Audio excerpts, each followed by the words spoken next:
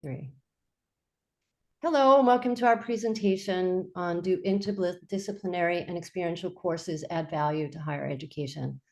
I'm Denise Anderson, professor of graphic design, my colleague Shweta Singh from marketing, and Suzanne Schwab from communication. We're all full-time professors at Kean University in Union, New Jersey, which is a public institution.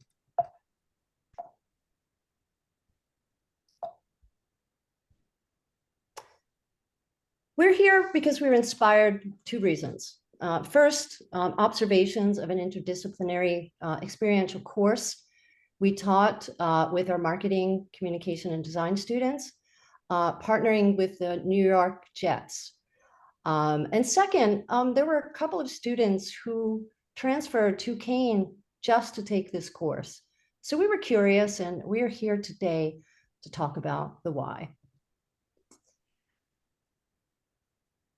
There are a lot of reasons why universities need to help reinvent themselves, and they're always looking for ways to attract, retain, and prepare students for future success through enhanced student engagement and higher graduation rates. And interdisciplinary studies and experiential learning are two ways to contribute to student success. So we started our research question out as, do interdisciplinary and experiential courses add value to higher education? But specifically here today, we want to talk about, does student self-efficacy, student engagement, generic skills, and satisfaction with the university they attend vary based on whether students take interdisciplinary and experiential courses?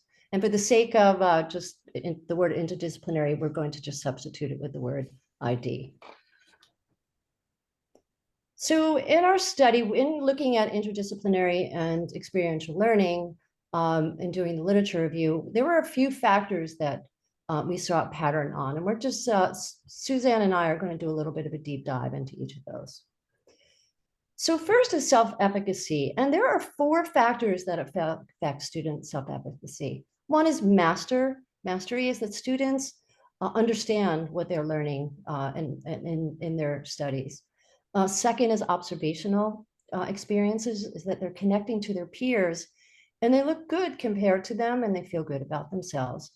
And positive feedback is the third, and that's about getting professors are saying that they are doing a good job. And the fourth is a mood state, that generally they feel good about themselves. And evidence shows that students have a strong academic self-efficacy, are inclined to be engaged in course learning and take charge of their own learning activities. And adversely, low levels of academic self-efficacy tend to have students that are disengaged and perform poorly. And student engagement refers to the time and effort students put into their studies and course-related activities and exercises. And the more a student is engaged, the more they learn, the better they perform, and the higher their self-efficacy. And I'm sure we see that in class all the time. Student engagement and academic self-efficacy have positive academic results. And this change in student engagement will change their academic outcome. And it just doesn't happen when they first come into school. That can happen anytime they are at university. Now, Suzanne is going to share some findings on student engagement. Thank you, Denise. So we know some things about student engagement. We know the research shows that the value of student engagement is no longer at question. It's definitely a factor that we have to look at when we're talking about student success and student motivation. There's growing evidence that student engagement is a critical role in achievement and learning. We know if a student in the classroom is engaged and is enjoying what they're learning, we know that they're going to be, they're going to achieve their goals and be successful. Teachers are the major influence of student engagement, followed by motivation and external factors.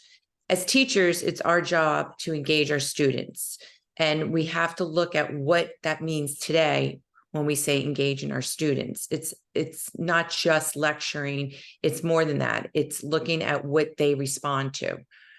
And lastly, when students feel classroom studies will help them excel in what field they want to go into, the career of their choice, they are more motivated and engaged. They enjoy learning something that they know they want to do as a career. Next, we're going to look at student success. So we know student success plays a vital role in educational institutions. It's often used as a metric for the performance of the institution. Higher ed management plays a very important role in determining the success of students.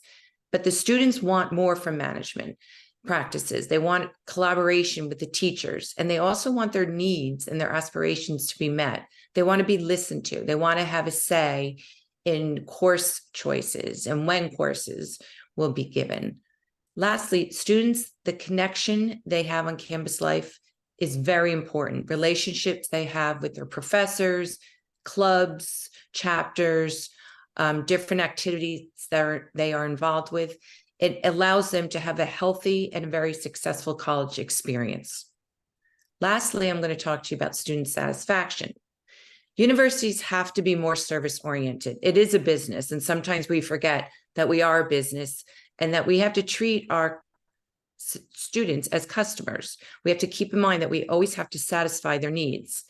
As if we don't, it's, they have a choice to go to another school. They don't have to stay at our school, just like a customer has a choice to go elsewhere to purchase a product or service. So we have to always keep that in mind when we're talking about satisfying the customer, the student.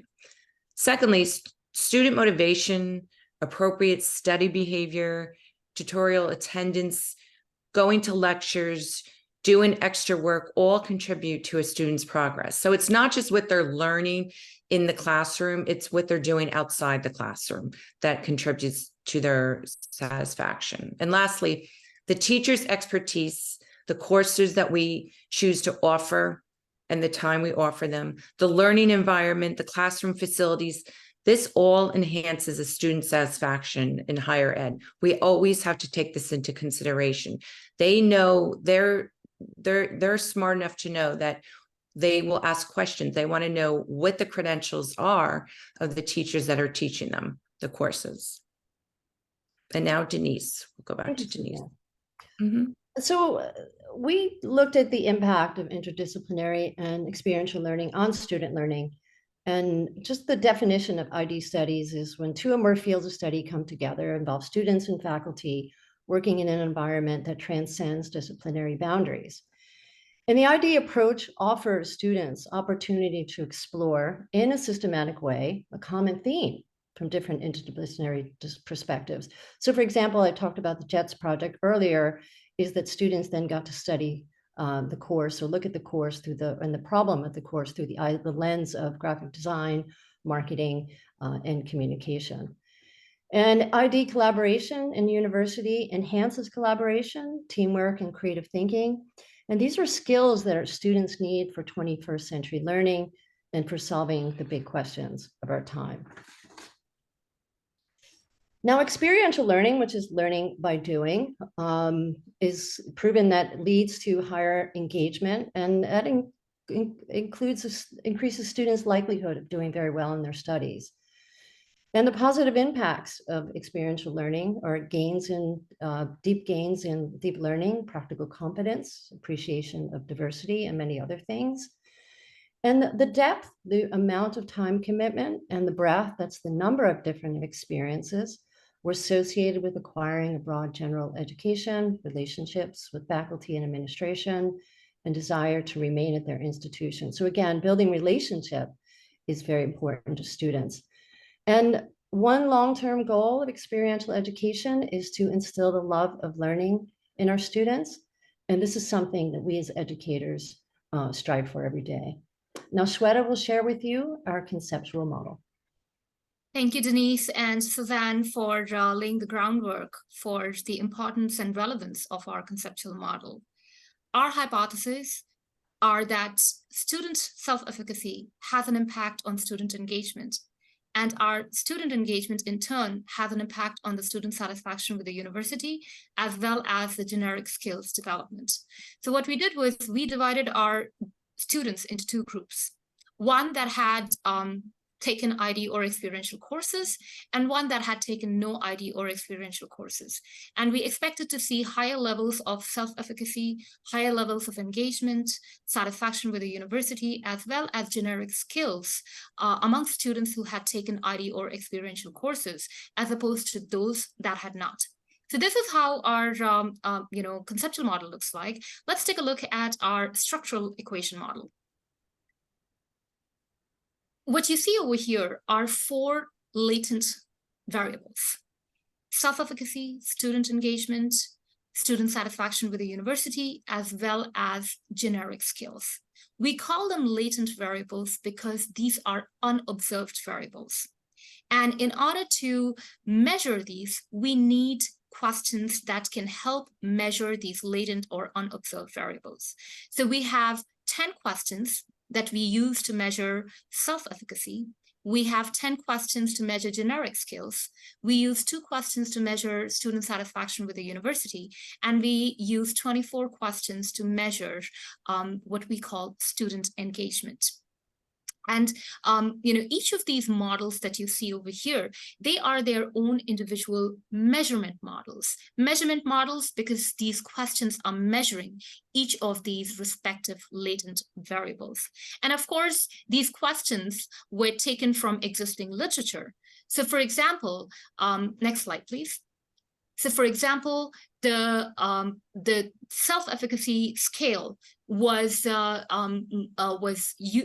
took 10 questions from Robotham and Schmidt's paper 2013. Then student engagement was measured using questions from Zock et al. 2019 paper. We had generic skills and satisfaction with the university being measured by questions that we had taken from the National Survey of Student Engagement. Our sample size comprises of 222 college students in the United States, and they were attending 4-year institutions. So these were college students that were basically from all over the United States. It was a random sample. We developed our own questionnaire, our own survey, but we used an independent marketing research agency for data collection. In our sample, the average age of our students is around 20 years. Around 51% of them had either taken ID or experiential courses, and 49% had not. Out of those students who had taken ID or experiential courses, 27.4% of them took only ID courses, 21.2% of them took only experiential courses, but a majority of them took both ID and experiential courses. The average number of experiential courses taken were 2, and the average number of ID courses were taken were 3. We really have a real, rich data set. So we do want to spend a little bit of time just trying to see what are the characteristics of our student population. Can we go to the...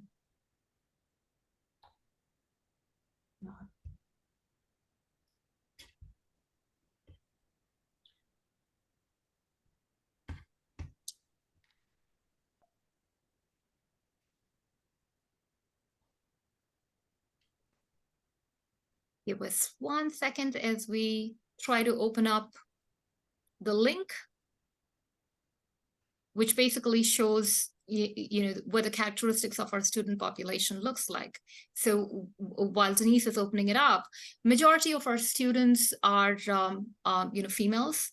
Majority of them are white in terms of their ethnicity.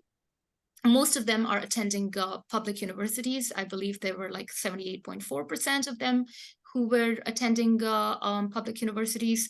In terms of the class level, there was an equal distribution with the number of sophomores kind of a little bit more. Most of our students were either not employed or part-time employed. They were not the first generation to go to college. At least 70% of them were not the first generation to go to college. And majority of our students really took 4 or less years in order to graduate. And around 14% of them took 5 or more years to graduate. Most of the students were attending public universities, and they reported that the type of course that they learned the best in, at least the majority said that they learned the best in-person, face-to-face courses. So let's go back to our presentation now that we have taken a look at what our student population looks like. Next slide, please. So now that we have talked about our conceptual model, we talked about our hypotheses, and we talked about how our data looks like, we want to move on to the methodology. Remember, we said that we have 4 latent unobserved variables: self-efficacy, student engagement, student satisfaction with the university, as well as the generic skills. Because these are unobserved variables, we had certain questions that we're measuring each of these latent variables, and each of these variables that were being used, they are their own measurement model. So we wanted to ensure that these measurement models, or these questions that we were using, did indeed do what they were supposed to do. So we used confirmatory factor analysis to estimate each of the 4 measurement models. Once we confirmed the results that indeed these questions were measuring what they were supposed to, we then put the 4 measurement models together in a structural equation model to test out our hypotheses. And because we wanted to test for differences between the 2 groups of students, those who had taken ID or experiential courses as opposed to those who had not, we did a multiple group analysis. Next slide, please. We talked about our different hypotheses that we had at the beginning, and we found support for every single one of them. So our results indicate that students who had taken or were taking ID experiential courses do tend to have higher self-efficacy. They tend to be more engaged. They have more developed generic skills, and they are more satisfied with the university they attend as compared to students with no ID or experiential courses. In fact, there exists significant difference between the 2 groups in terms of the impact that self-efficacy has on student engagement and the impact that student engagement has on the student satisfaction with the university, as well as the generic skills. And we found that the magnitude of the impact was more for the group of students who had taken ID or experiential courses. So these are the results from our structural equation model. Next slide, please. So these are the results that we got once we estimated our structural equation model using multi-group analysis, which supported each of our hypotheses. Next slide, please. Because we wanted to make sure that our model was good, we took a look at the model fit statistics to ensure that that indeed was true. And we found that our model fits the data very well. So for example, the chi-square divided by degrees of freedom, that statistic should be around 3 or less in order for the model to be good. And we got a value of 1.879, suggesting it's a great model. And then the goodness of fit index, the normed fit index, CFI and IFI, these are all tests to make sure that our model fit is good. And the closer, a value that is closer to 1 is supposed to be better. That indicates that the model is really good and it fits the data pretty well. And we got values ranging from 0.91 to 0.96, which is really good because it is close to 1. And then the root mean square error of approximation, or what we call RMSEA, that was around 0.05, which is again within the acceptable value of 0.08 and less. With that said, now I'm going to hand it over to my colleagues, Denise and Suzanne, to wrap up our presentation with conclusions, limitations, and future research. So to conclude, ID and experiential learning courses add considerable value in higher ed. We've shown that today with our evidence of research and our models. Secondly, it leads to higher self-efficacy, engagement, and satisfaction with the university. It can be used as a positioning strategy for universities, and it can be used as an acquisition and retention tool. And lastly, The better prepared students are for the future with generic skills, the better chance we know they'll have to succeed. When we're talking about our limitations, we had a small sample size of 222. It was limited to colleges and universities in the United States. We used cross-sectional data, which, as you know, is a snapshot of the data rather than a time series data, which does a better job capturing the change of behavior over time. We also used a self-reported questionnaire, which was good because the quality of our data depends on the honesty of the responses. Now, Denise will take it and to finish off. All right, so some future research that will come from our project is that our current model can be used to see if differences exist between three groups. So we want to see if students take only interdisciplinary or experiential or both. Right now, we just did no experiential and interdisciplinary, and then those with experiential and interdisciplinary.